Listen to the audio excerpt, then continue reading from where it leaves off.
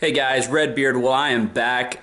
This time I'm going to be talking about resupplying on the Appalachian Trail. I've gotten a lot of emails and a lot of requests for a video just kind of talking about, is it necessary to send drop boxes? Is it easy to find food on the trail in the towns? And what are the options when you go into the different towns along the way? So I just wanted to go over that for a little bit here. Pretty much I did very little drop boxes along the way. I had maybe 2 different drop boxes sent to me. The first one was sent right before the Smokies. The Smokies, if you don't go to Gatlinburg, you will have a substantial amount of time in between resupply points. So that's a good place that I would suggest sending a drop box, possibly sending it to the Fontana Village Lodge. There might also be I think there's a post office there as well, but you could send it to the lodge or to the post office and you'd be fine. That would be a spot I'd recommend. And also, there's really not another spot besides that one that I've had to send a box to. I received some boxes from people along the way, so that was great. But primarily, all I did was go into the towns to resupply.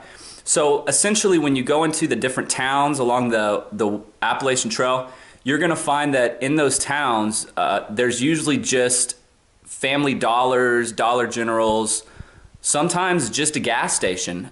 I did have to resupply a few times at a gas station, which was not the best. But you need to understand that the gas stations that are along the Appalachian Trail, they're kind of used to hikers coming in there. So even a gas station is going to have some of the basic things that you would need, like ramen noodles or maybe pasta sides. So you still can resupply at the gas station. So pretty much what I would say is that you don't need to prepare much for sending drop boxes or anything like that, unless if you have a special diet that you want to stick to and you're worried that maybe you won't be able to find those things in some of the small towns.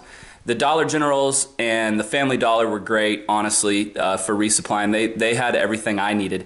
And then every now and then you'll come to a bigger town where there'll be an actual grocery store. Trying to think of some that stand out, like Delville. There's a bunch with full-fledged grocery stores. So, like I said, essentially you don't need to send anything ahead unless if you have a special diet. You won't have any trouble resupplying along the way. The AWOL guide is very accurate, and I'm pretty certain that I know before I hiked the trail, a buddy of mine met with David Miller, and he told my friend that there just really wasn't a need to send drop boxes anymore. There were so many different businesses that were opening up, especially for my hiking season of the AT, which was 2014. So I can imagine that 2015 might be the same, even more places to resupply. So hopefully, guys, this provides you with a little information on resupplying on the Appalachian Trail.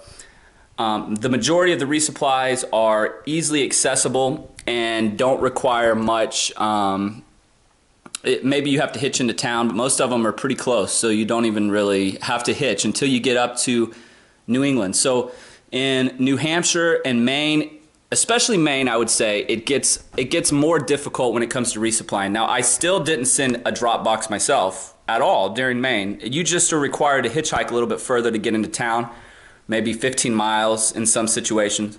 I had really, even if you have issues hitchhiking, getting picked up, it doesn't take too long. I mean, I think the longest we ever waited was maybe an hour.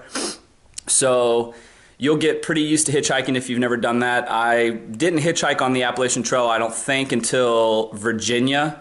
So that just tells you that it really isn't necessary. Me and the guy I was hiking with, Snorlax, we walked into towns the majority of the time if it was under a mile or between a mile and a half. And, you can hitch too, so it's really not difficult. Especially, like I said, up in Maine, though, it is more few and far between, but still, there are plenty of places to resupply. So all in all, you only need to send drop boxes on the Appalachian Trail if you really have a diet, like I've already said. Otherwise, you will have no issues on the Appalachian Trail resupplying and no issues reaching any of the towns along the way. So hopefully, guys, this has been beneficial for you. If you have any other questions regarding resupplying, please reach out to me.